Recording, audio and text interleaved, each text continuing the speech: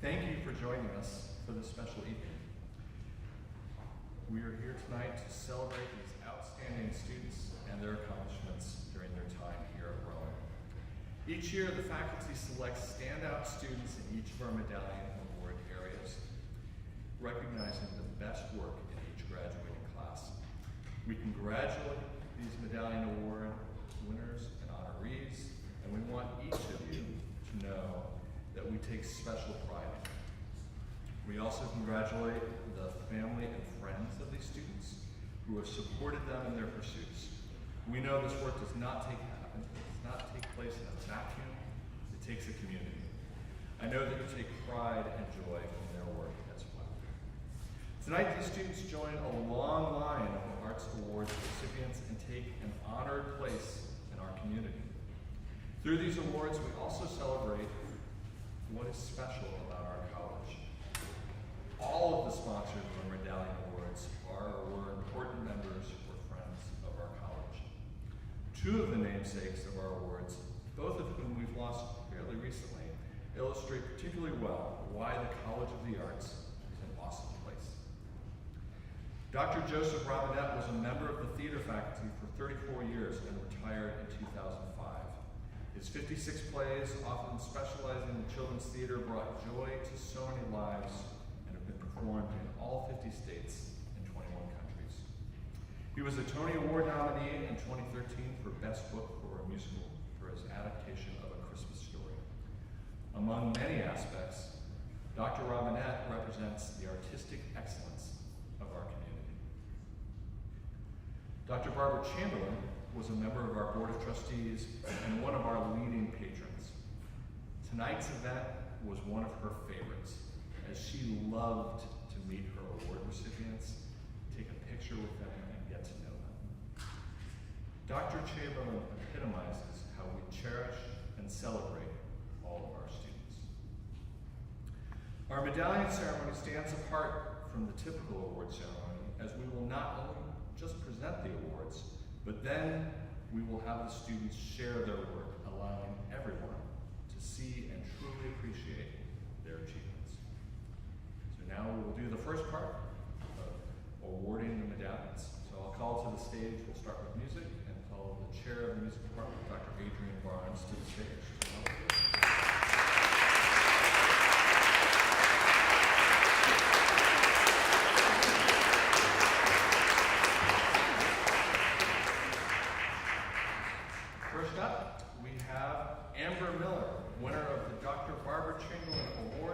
Outstanding excellence in singing.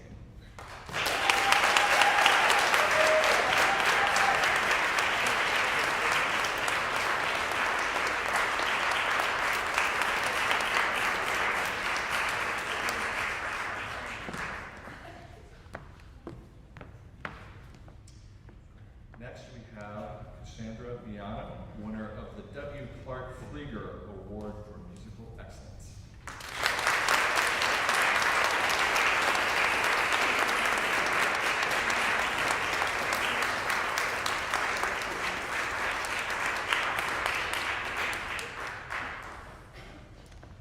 Next, we have Alexander Stefano, winner of the Dr. Barbara Chamberlain Award for Outstanding Excellence in Performing Arts Education.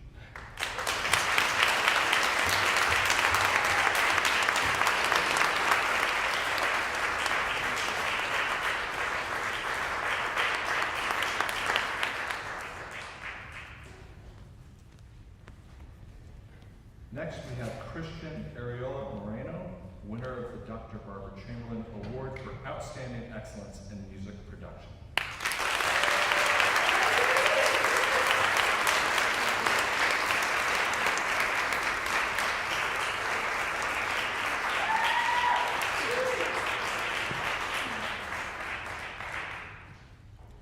Next, we're going to move to the art department. I'd like to invite to the stage Professor Skeffington Thomas.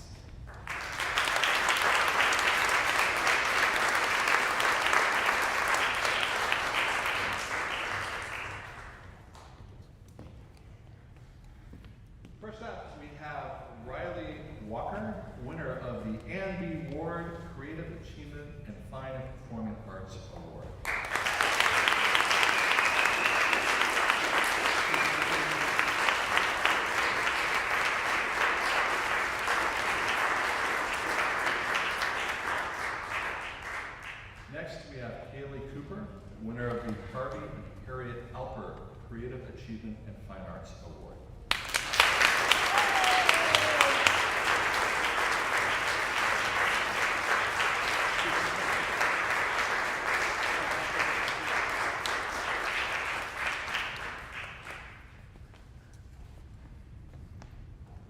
Next, we have Mallory Mazurkowicz, winner of the Parthena J. Vandermark Creative Arts Award.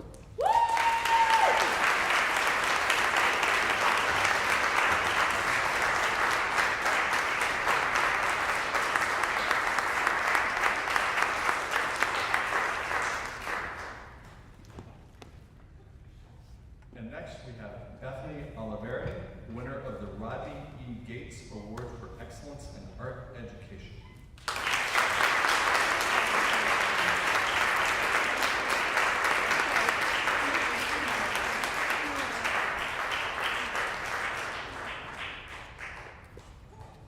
And now we're going to move on to the Department of Theater and Dance. I'd like to call forward the chairperson, Elaine Sabada.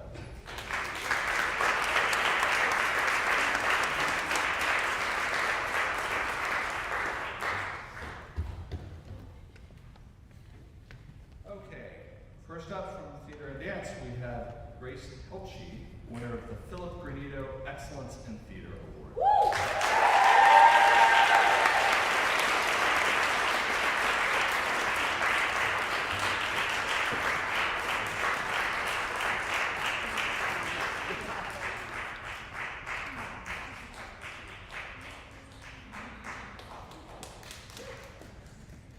Next we have Carly Lane Robinson, with the winner of the Joseph Robinette Excellence in Theater and Dance Award.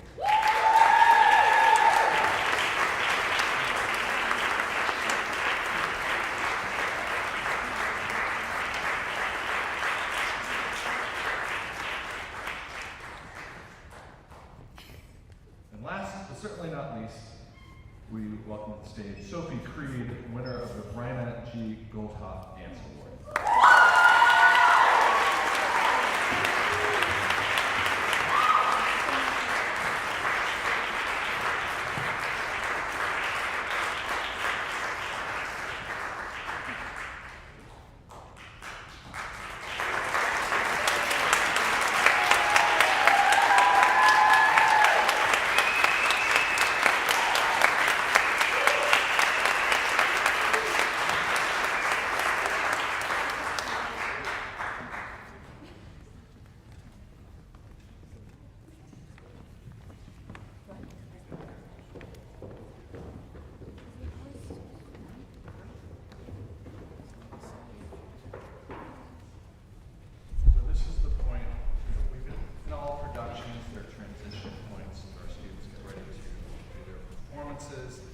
And this is the part where I was asked to vamp, and I said, no problem, I can happily talk about the College of the Arts all day.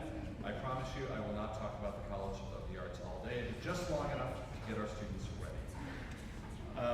In the past, the Medallion Awards was actually a part of our commencement ceremony, and over the years, we kept adding more awards, and it got to be just too long, and I really like this format better, because it really allows us to focus on our Medallion Award winners. But as most of the folks here are seniors, we look forward to seeing everyone at our commencement ceremony, the university ceremony in a couple weeks out in the stadium. And I lobbied, and I'm happy to share that the College of the Arts ceremony is scheduled for SB Gym, where it will be comfortable and cool and air conditioned on Friday of next week. And we look forward to celebrating all of our students now.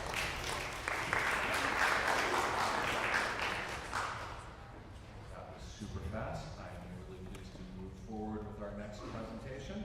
We'll be starting off with Sophie Creed. Please welcome her to the stage.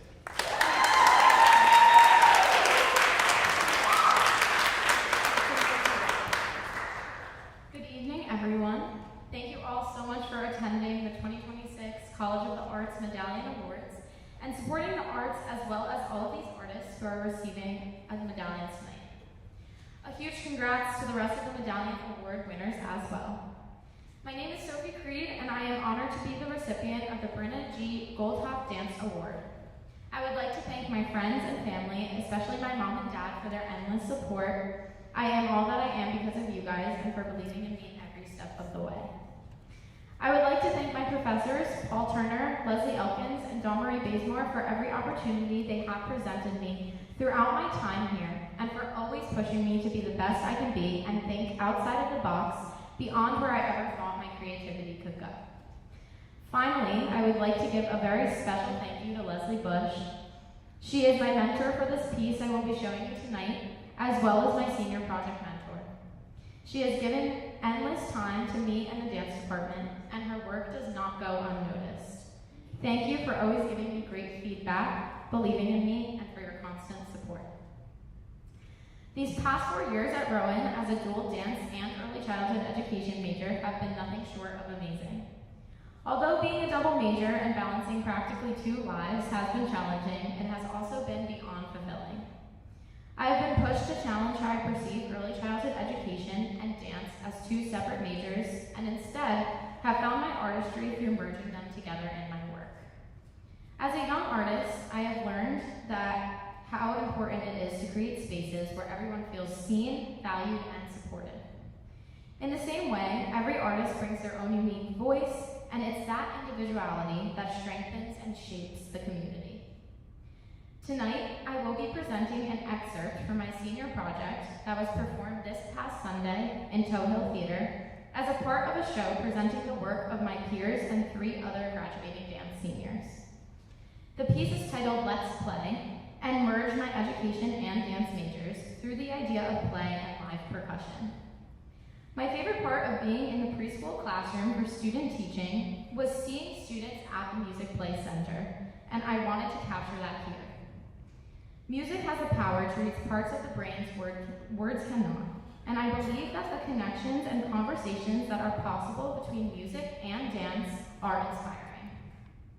What you will see tonight is a trio being performed by myself, Angelina Forcella, and percussionist Stephen Craven.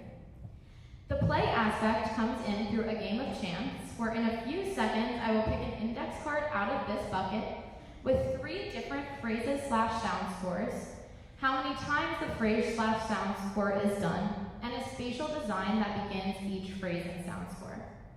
These phrases and scores are previously set, however, we will not know what they will be until I pick the card. Although fun, it is also a challenge for our brains and incorporates live problem solving and connections to each other, mirroring play. Thank you to Angelina and Stephen for being a part of this, and I hope you all enjoy the performance.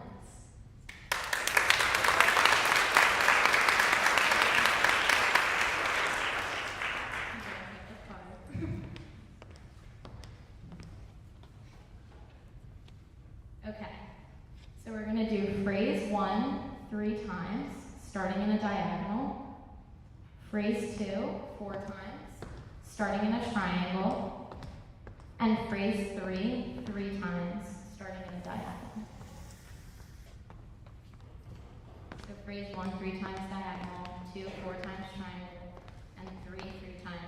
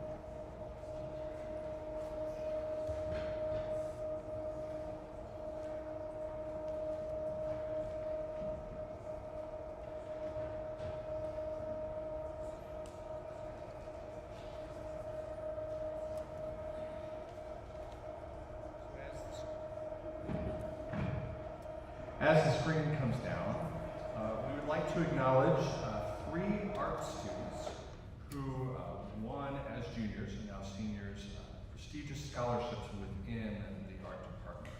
We have Viviana Nguyen, winner of the N.G. Hartman Memorial Scholarship, Elise Sperry, winner of the Ed and Nancy Smoller Art Education Scholarship, and Margaret A. Somerville, winner of the Sherman and Ann Ward Scholarship for Sculpture. Let's give them a round.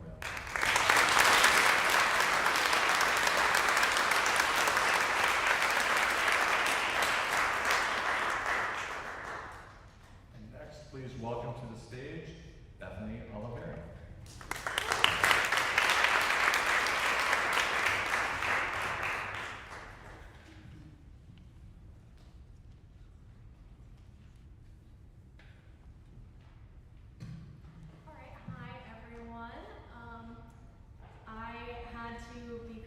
Teacher, so I typed this up and I printed it out. I should have laminated it to really add to the teacher aesthetic.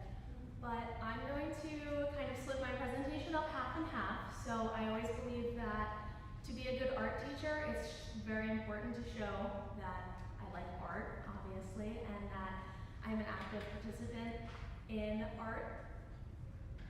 So we're gonna kind of go through some pictures, and then we're gonna get to the meat, which is the student work, which is really what drives me every day.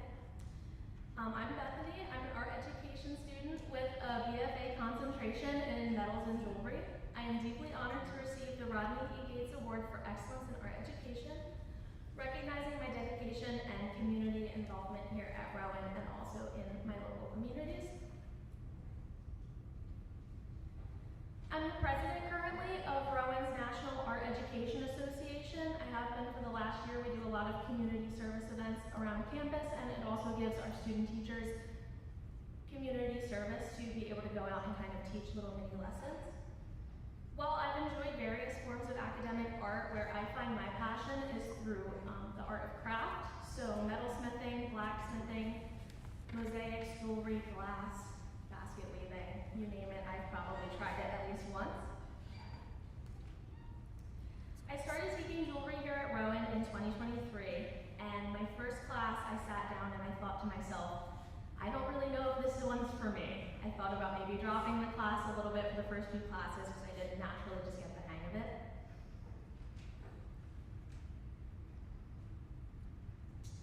But halfway through the semester, something clicked, and it formed a lifelong addiction, is what I like to say, to jewelry and metalsmithing. I spend a lot of my summers going to craft schools around the U.S. where I get to go learn from professionals in their field, and I kind of get to bring that knowledge back to my students.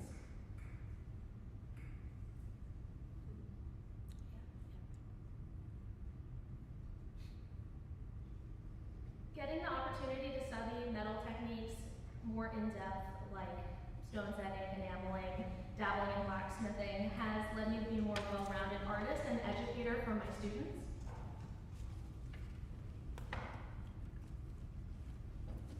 This one is one of my first pieces ever to get into more of a serious art show. It was for an art show called Transforming the Prototype from the Baltimore Jewelry Center, which is one of the oldest jewelry centers in the country.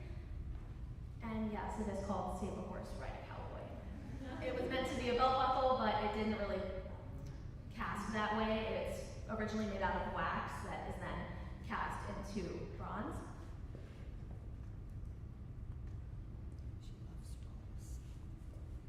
So my educational philosophy is very much based in student-centered exploration and play. I am more of a process-based art educator versus a product-based educator. I believe that just getting the students to get engaged with the materials is what I like to focus on a lot of the times.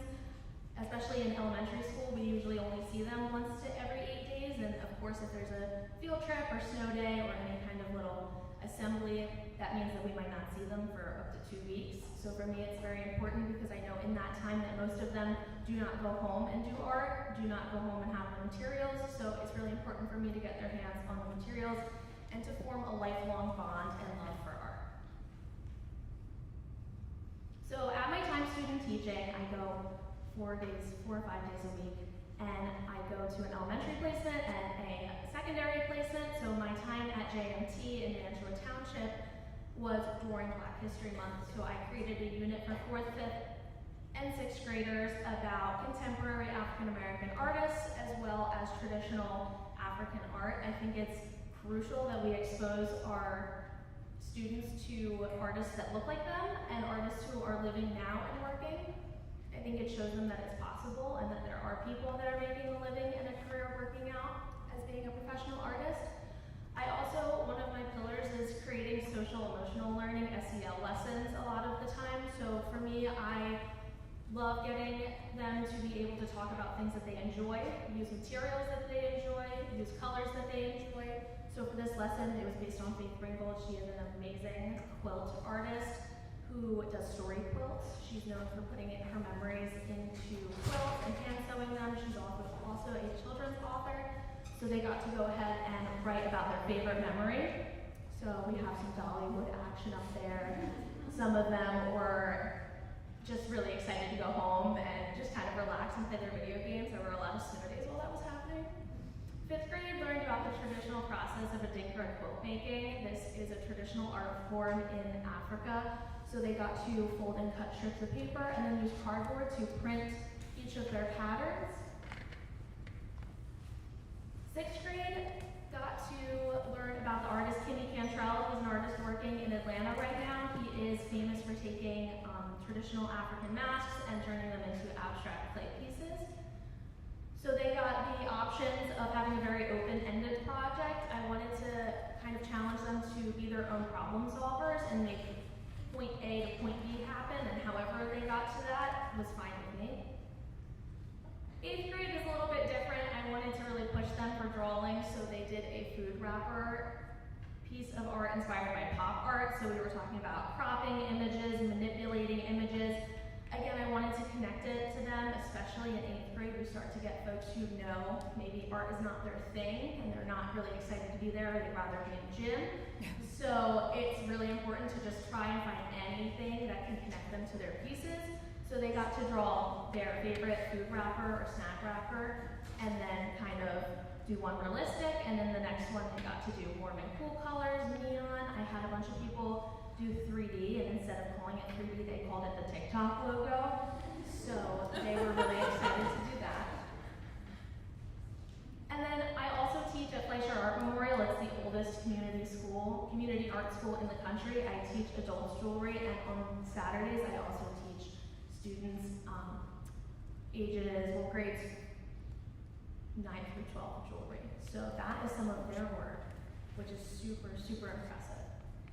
And then here are just some of the students that have helped me along my way at Rowan. I've student taught for probably 3 semesters or 4 semesters now, ranging from preschool to 12th grade, and without them, I really wouldn't be able to say that I am as experienced as I am now.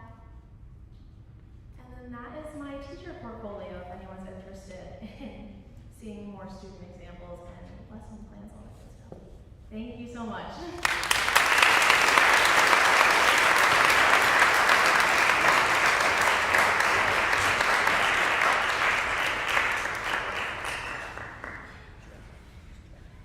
Thank you, Bethany.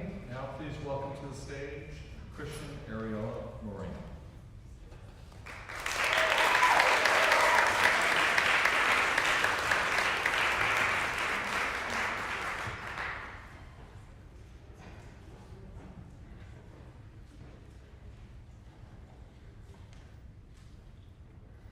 Good evening. I am honored to be receiving the Chamberlain Award for Excellence in Music Production. My name is Christian Ariola Moreno. I'm a senior finishing up my time as a music industry major with a concentration in music technology and a cut in project management.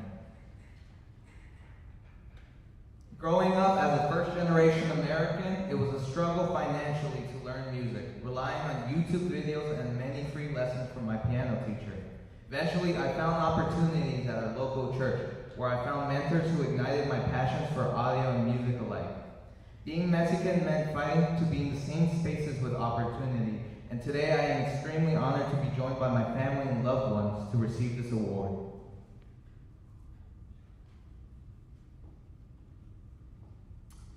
Growing MIDI gave me the first real chance to be a part of something big. An open space for aspiring music industry professionals and music lovers alike to share knowledge and collaborate. We have grown this club beyond what we had dreamed of and helped others move their aspirations further with it. Shout out to my friends, Nick and Ren. Go round and round, satellite. Brought on by chance, this project was my first time recording in a real way. In charge of audio logistics for a full a cappella group, around 13 vocalists. This is my first real time as a producer, and it led to some incredible music being made.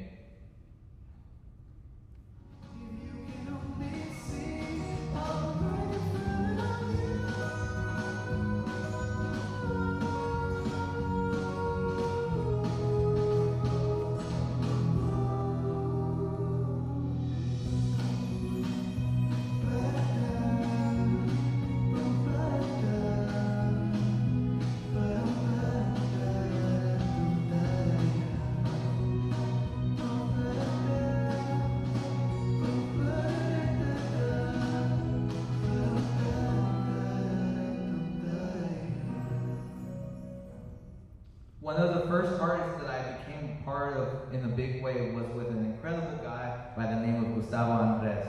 We worked on recording his project, Empezar de Nuevo, and the milestones we hit and the friends we made were incredible. We found many gigs, we marketed and promoted, and it made me realize that my passion for audio can make me an efficient producer, someone that could put the right people in the right rooms. In my time at Red Oak Records, the first student-run record label under the Rowan Arts engine, I learned how to set more confidently as a leader in the role of head of marketing.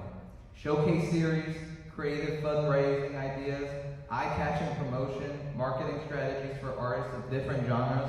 I learned so much, and I learned to think outside of the box. Thank you to the guidance of Professor Feinberg, and it helped me introduce me to what is my college magnum opus.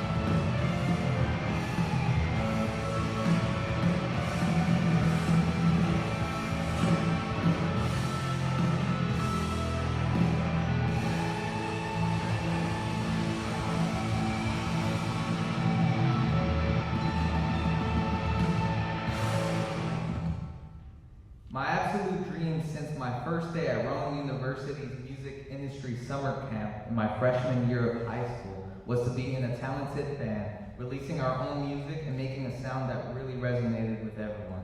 This is the culmination of my life lessons, learning about production, networking, marketing, project management, and so much more. I came to my friend Amanda, impressed with her work, and what was a promise to record her music became our band, Calling from Pluto. We recently released our latest album, Refrain, and we have hit so many milestones. A sold-out show in the planetarium, and a sound that really resonates with audiences here. We have achieved so much, and every day, the sleepless nights working, it all meant something in the end. My time at Rowan has shaped me into someone that I would be proud of as a kid, working and connecting with so many people. My next phase is not set in stone, but I know I will be filled with amazing opportunities and accomplishments.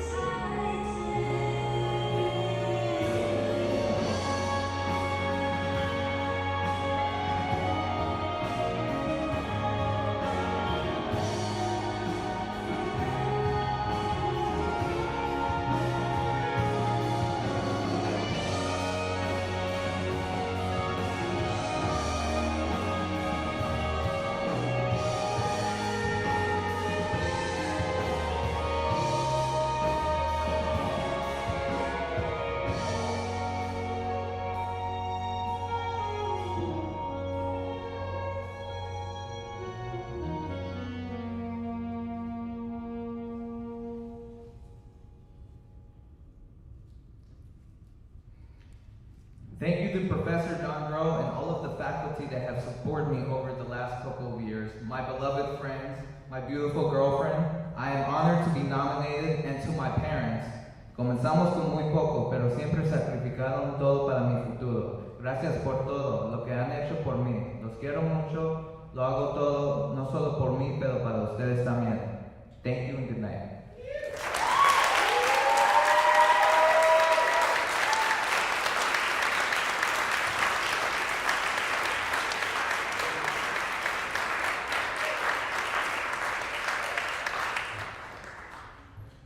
Thank you, Christian.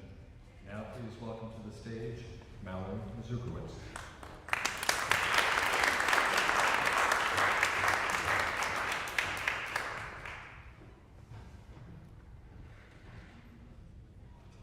Hello everyone, my name is Rory Mazurkowicz and I'm graduating with a BFA in Animation and Illustration, as well as a BA in Psychology. I want to thank everyone for allowing me to receive the Creative Arts Award, especially Adam Gustafson for nominating me. It's an honor and I couldn't be more grateful for it. For as long as I can remember, I created art. I would draw little characters from shows or video games I liked in my sketchbooks and on the sides of my homework. And as I've gotten older, that never really seemed to go away. Transitioning from paper sketches to digital illustrations, paintings, and animations, this hobby of mine became a passion, and now it became a career. I can imagine little 10-year-old me would be ecstatic knowing I'm going into a field I truly enjoy while being able to make a name for myself at the same time. Throughout my time at Rowan, I created many different artworks of all kinds of mediums. While I've been able to create great realistic paintings, portraits, and figure drawings during my time here, I've always sought to create what I enjoyed over anything else.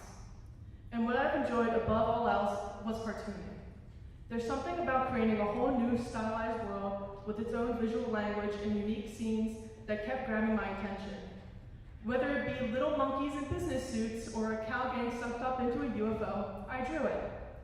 While some people may find it silly, that's the point. I want more people to realize that being silly doesn't take away from the time, quality, and effort put into an artwork. I'm proud of where I've gone as an artist and a cartoonist. I couldn't have done it without the support from my mom, my family, my professors, and my peers. Thank you so much.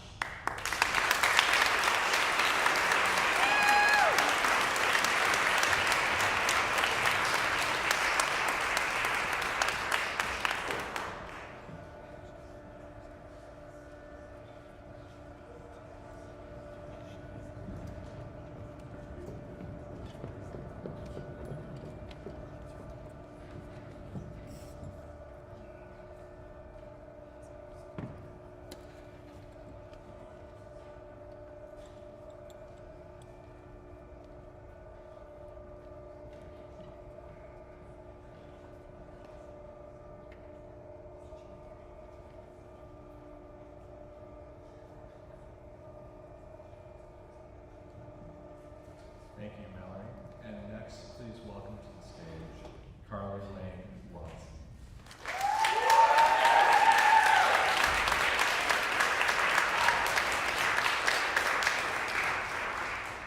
Hi, I'm Carly, and Rowan has just been a crazy experience.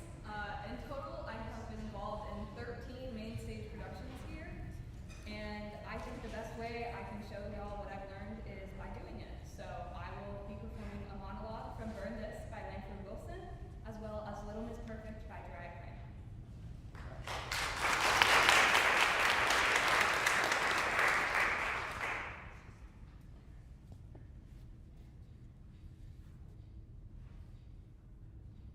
No, I should have come with you.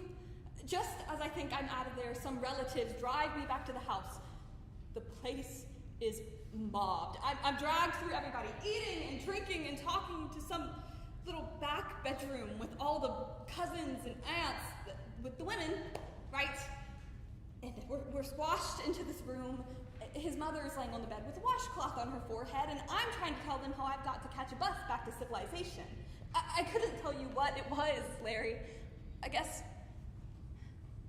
in about 8 seconds, I realized they have no idea that Robbie's gay. They've never heard of Tom. God, I'm making up stories. I'm thinking of every interesting thing anybody I know has done to tell them Robbie did it. Wonderful, workaholic Robbie. And I couldn't tell them a thing about him. It was all just so massively sad.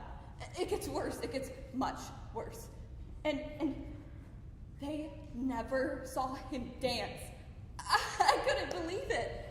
All the men are gorgeous. Of course, they look exactly like Robbie, except in that kind of blue-collar, working at the steel mill kind of way. And drink, God, could they knock it back. So it's midnight, and the last bus is left at 10, which they knew, I'm sure.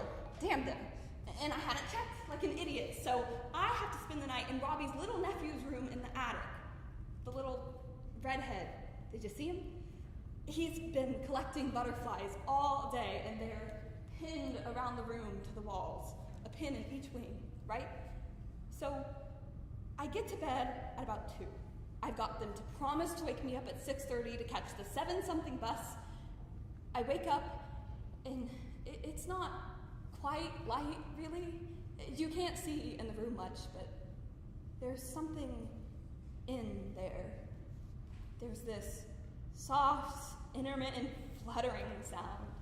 I think, what the hell is, oh Lord Larry, the walls are just pulsating.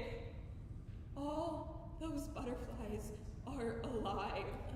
They're beating their bodies against the walls all around me. The kids put them in alcohol. He thought he killed them. They just passed out. I got the bedsheet wrapped around me. I ran down to the kitchen. I have never felt so naked in my life. Of course, I was naked. A sheet wrapped around me.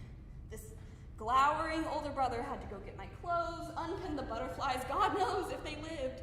I got the whispering sister to drop me off at the bus station. They were glad to be rid of me.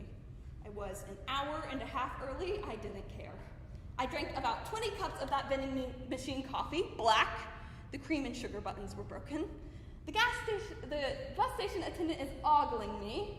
I'm so wired from the caffeine, and if he'd had said anything, I'd have kneecapped him. There's these 2 bag ladies yelling. Apparently they're rivals. I fit right in.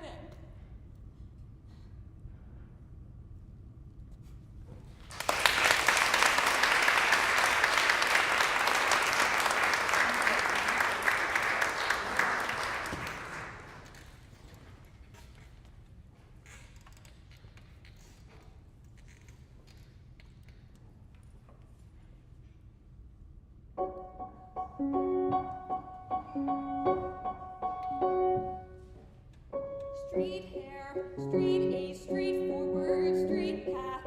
I don't cut corners, I make a point to be on time. Head of the student council, I don't black out at parties. I jam to Paul McCartney. If you ask me how I'm doing, I'll say, well, I was adopted when I was 2. My parents spoiled me rotten often. I asked myself, what did I do to get as far as I've gotten? A pretty girl walks by my locker. My heart gives a flutter, but I don't dare utter a word. 'Cause that would be absurd behavior for little Miss Perfect.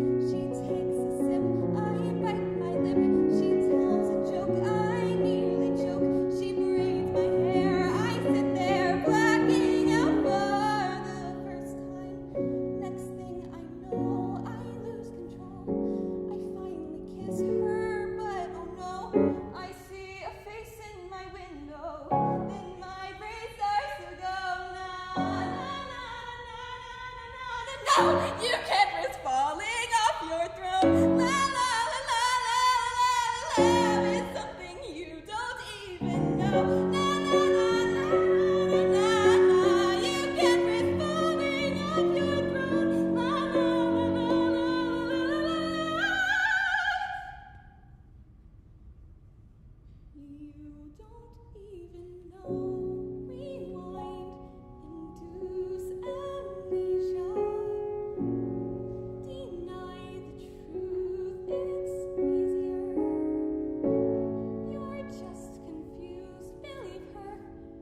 When she says there's nothing there,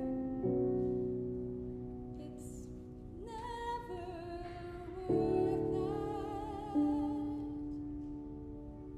When your little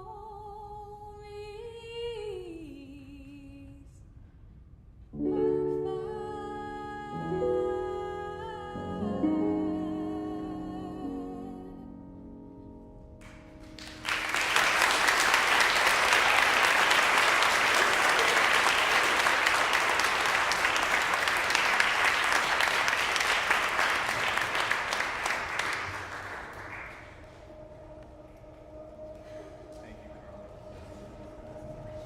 Now, following the show, I want to encourage all of you to take a moment to really see Haley Cooper's work, which will be on display in the lobby where our reception is in the dance studio.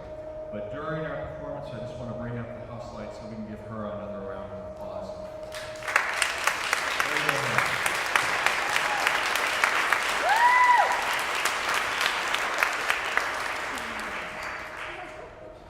And next, please welcome to the stage Alexander DeStefano.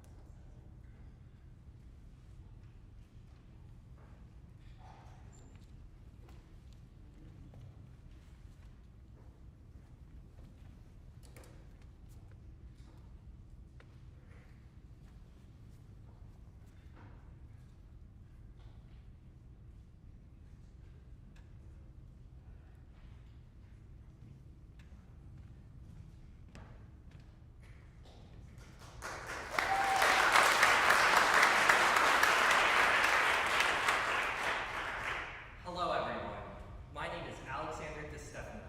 I'm currently completing my clinical experience at Lakeside Middle School in Millville. I am honored to be the recipient of the Dr. Barbara Chamberlain Award for Performing Arts Education. Tonight, I'd like to share with you an example of an activity that I would teach in my own classroom. Similarly to my other instructional materials, this activity features an original composition that I wrote specifically for this occasion.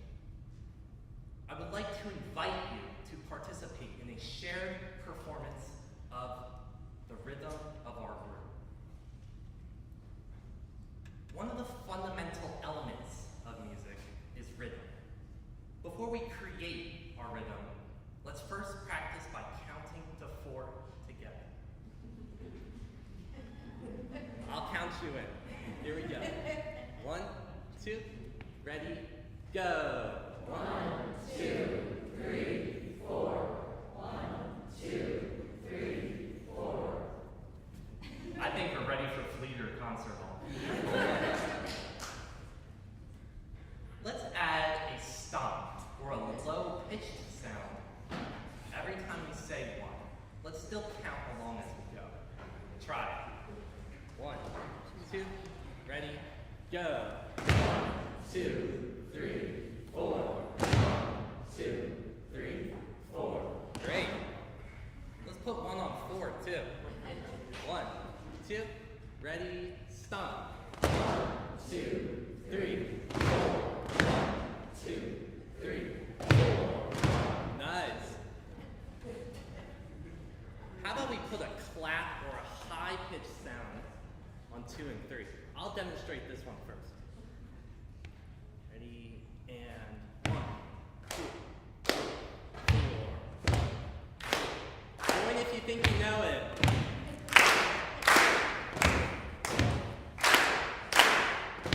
Great.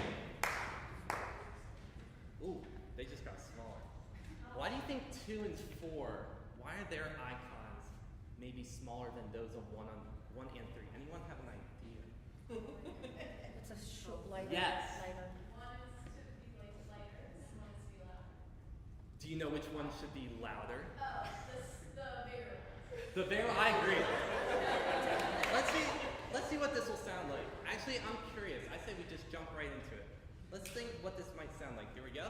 1, 2, ready, go.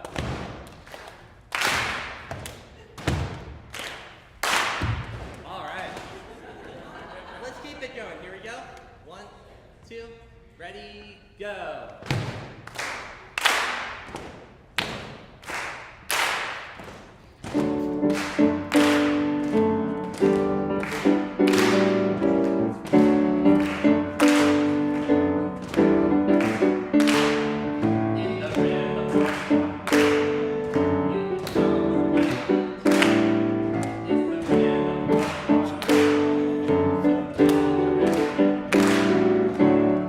Hey, not bad.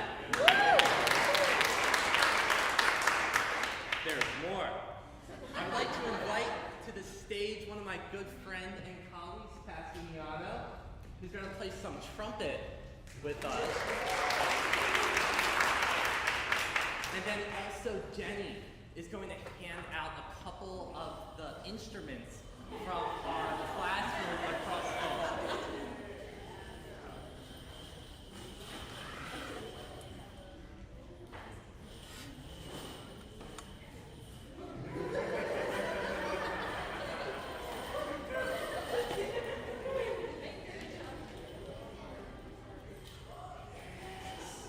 And then for everyone, I encourage you to use the rhythm up here, or if you're feeling creative tonight, come up with your own.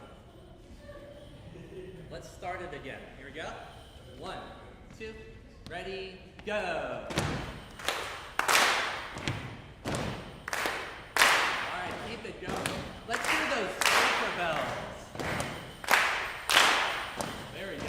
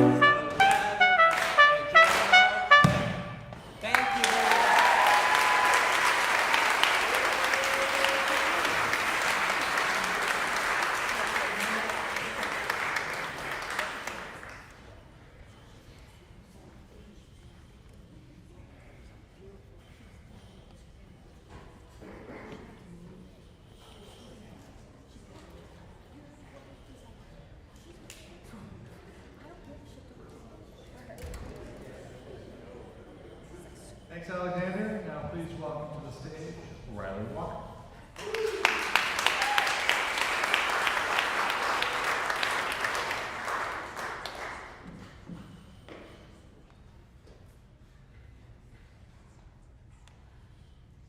That song is going to be stuck in my head. Good evening, and thank you all for being here tonight. My name is Riley Walker, and I'm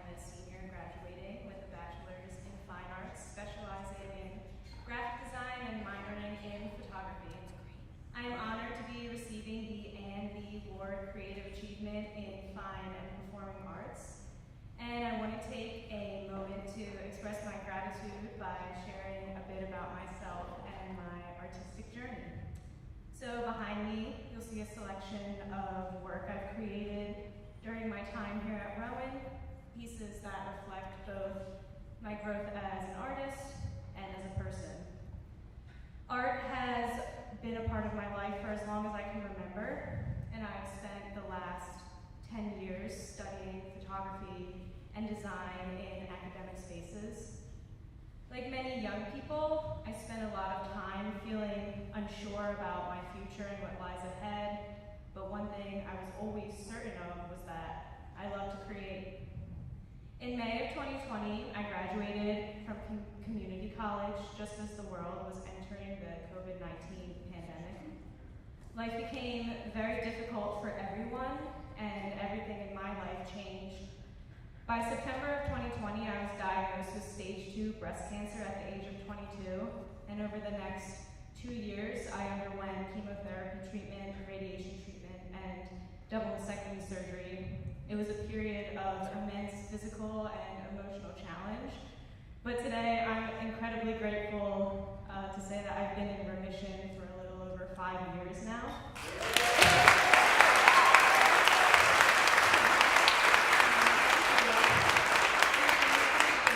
I made the decision to return to school and pursue my degree. When I arrived here at Rowan, I was carrying a lot of uncertainty and newfound grief. And my art practice was put on pause during my treatment, and I struggled with significant creative blocks and questioned who I was as an artist. However, that began to change because of the incredible community I found here at Rowan. My professors and peers have challenged me, supported me, and encouraged me to push myself in ways I didn't know I was capable of. I felt safe to take risks and to make work that I'm truly passionate about. Their feedback and guidance have been invaluable to me. Art allows me to process my experiences. Photography and design allow me to make my ideas exist in the world.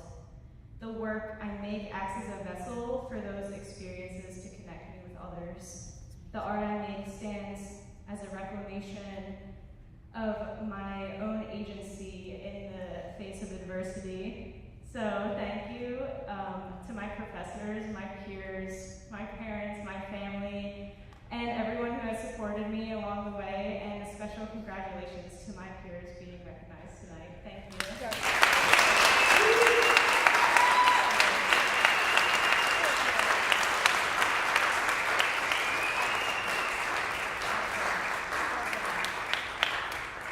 Thank you, Riley. We're glad you returned to school and returned at Rowan. Next, please welcome to the stage, Grace Pilchik.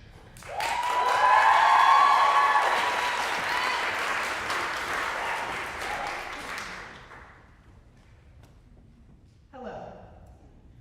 My name is Grace Helchie. I am a graduating theater arts major concentrating in tech design with a minor in audio recording. I am honored to be accepting the Philip Medallion Award for Excellence in Theater. Before I delve into my presentation, I want to take a moment to thank my friends, family, and professors who have helped me get here today. A special thank you to Tom Fusco, who's in the back and doesn't want to be seen, who acted as my primary tech design faculty mentor throughout my time at Rowan. For 4 years, Tom remained patient and kind with me as I learned how to be everyone's go-to person. At the same time, he was juggling being the go-to person. I'm happy to say that because of Rowan, I'm not only now a go-to person, I'm also so proud to say that I'm officially an Imagineer. I will be starting in their Florida office in June. This is a dream come true for me. I cannot emphasize how grateful I am for my mentors and professors who were with me as I grew, not only as a student, but also as a designer. Another go-to person I'd like to thank is my mom. She is my biggest supporter and my best friend. During my time at Rowan, I've learned that theater can take many shapes and forms. Tonight, I will be presenting a cut of my theater arts senior project, 20,000 Leagues Under the Sea, a radio play. Radio plays were a popular format of non-traditional staging in the 1930s and 40s. It allowed people to experience theater from the comfort of their own homes. Over the course of a year, I recorded, edited, mixed, and mastered a radio play rendition of the classic Jules Verne novel, 20,000 Leagues Under the Sea. The final result was a radio play rendition of 4 chapters complete with voiceovers, sound effects, music, and illustrations. A lot of amazing talent laid hands on this project, all of whom you may find credited in tonight's program. What you are about to see is a cut of chapter 18 titled The Pulse. In this chapter, the characters of our story find themselves held hostage aboard the Nautilus when the ship is attacked by a formidable beast. I hope you enjoy.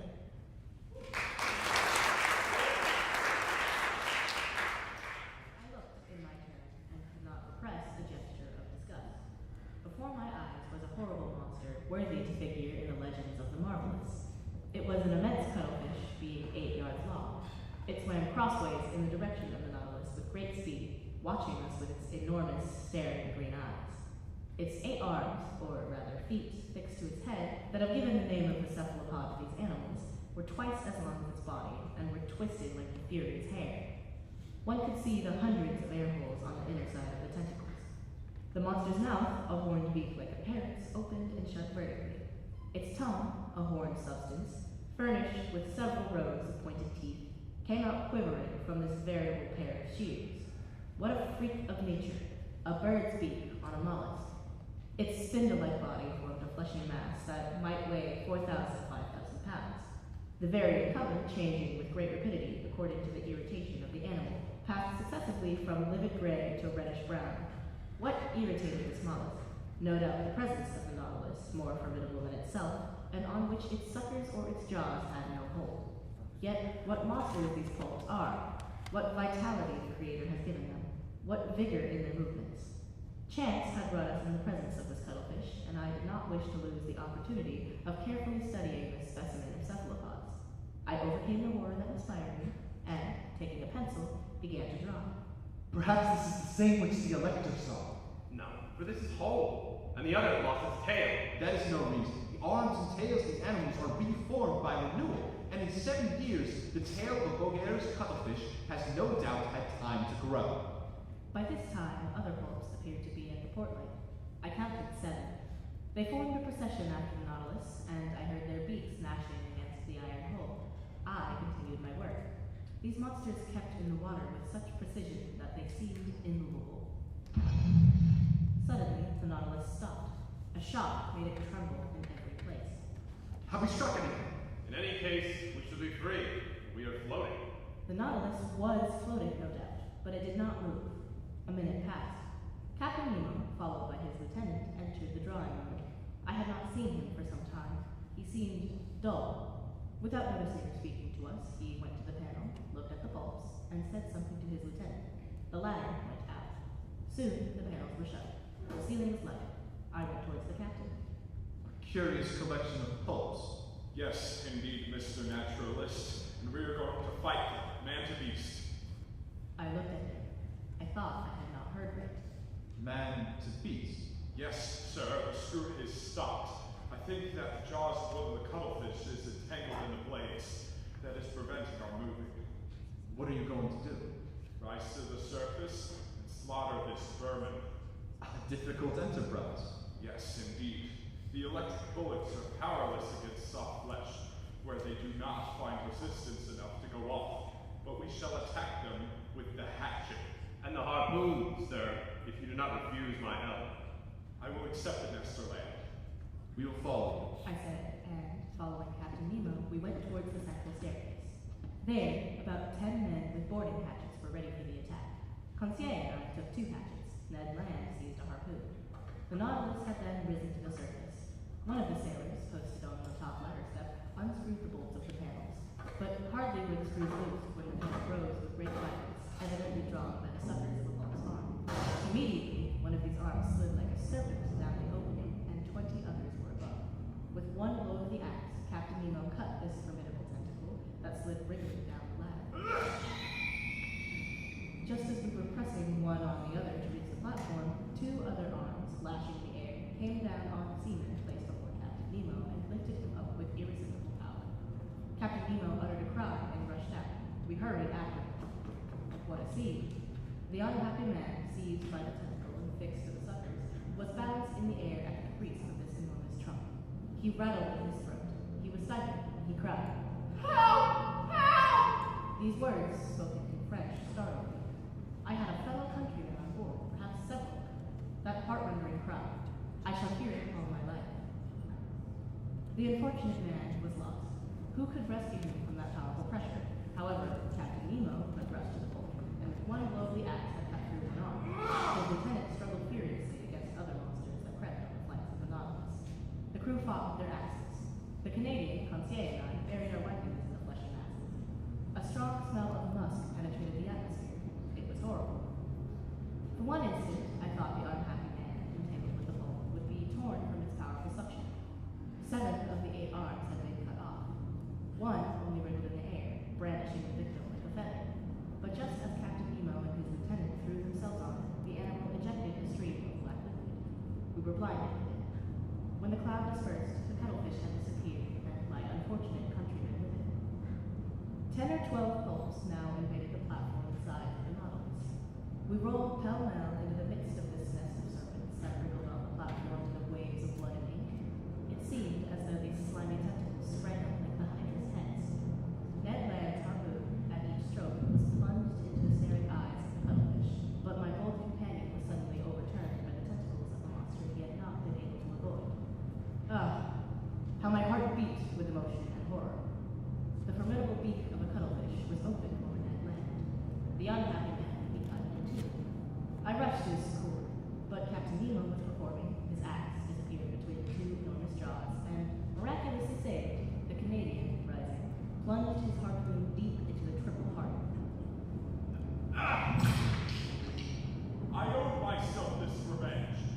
Ned bowed without reply. The combat had lasted a quarter of an hour. The monsters, vanquished and mutilated, left us at last and disappeared under the waves. Captain Nemo, covered with blood, nearly exhausted, gazed upon the sea that had swallowed up one of his companions, and great tears gathered in his eyes.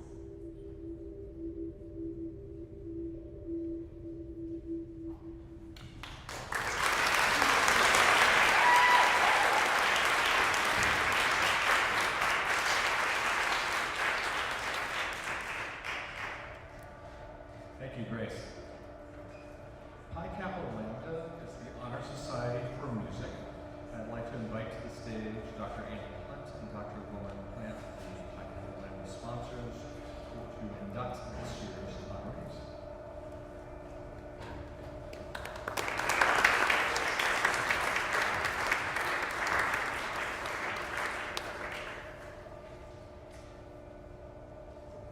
Hello, and we're glad to be here tonight. Dr. Plant and I are members of the Delta Rho chapter of Pi Kappa Lambda.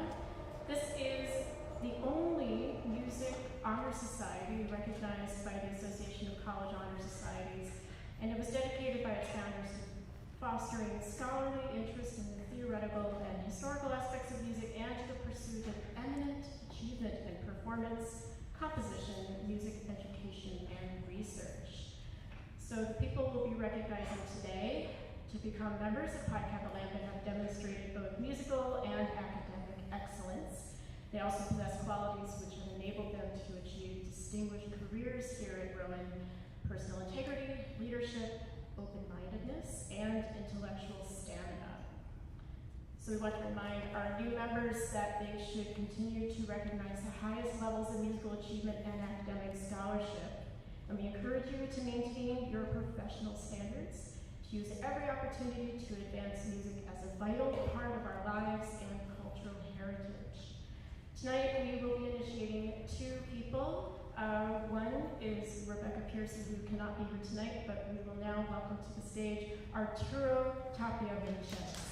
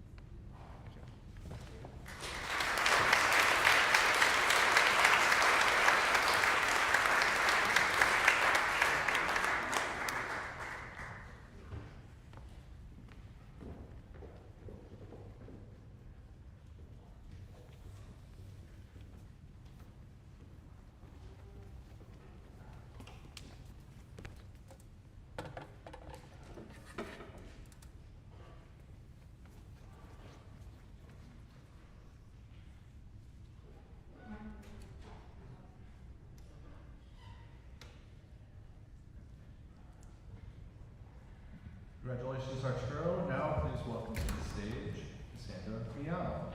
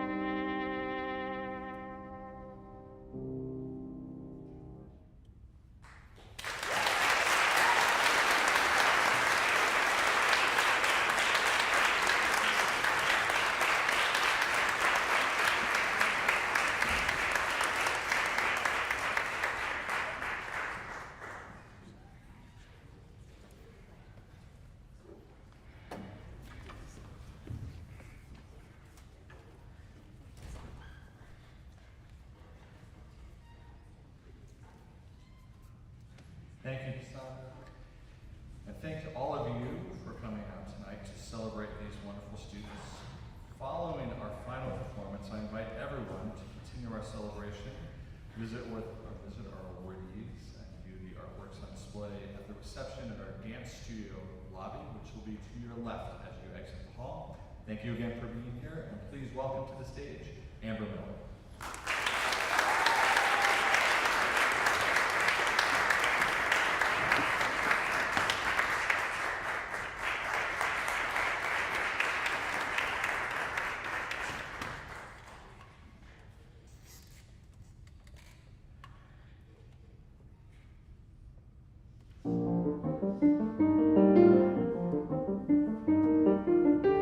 There was a serpent who had to see.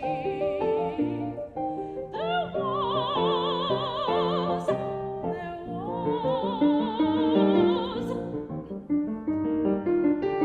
He simply gave up serpentine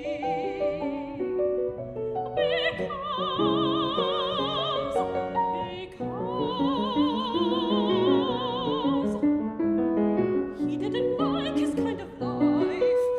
He couldn't find a proper wife. He was a serpent with a soul. He got no pleasure down his hole. And so, of course, he had to sing. And sing he did like anything.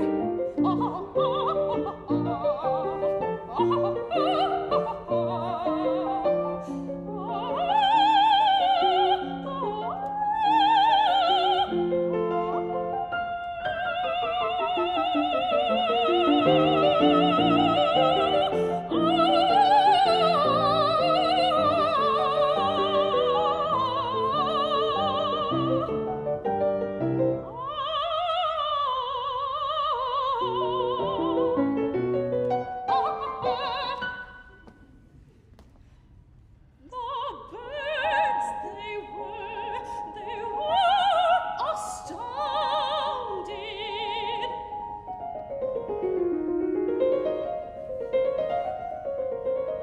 And various measures propounded to stop the serpents off the racket. They bought a drum. He wouldn't whack it. They said, "You always send to Cuba." And got the most commodious tuba. They got a horn, they got a flute, but nothing would suit. He said, "Look, birds, all this is futile. I do not like to big or total." And then he cut loose with a horrible note that practically split the top of his throat.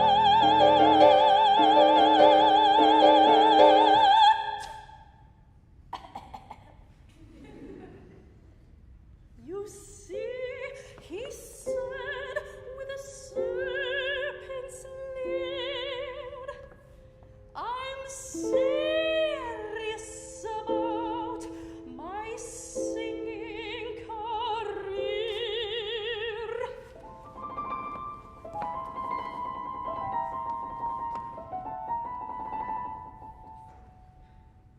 And the woods resounded with many a shriek as the birds flew to the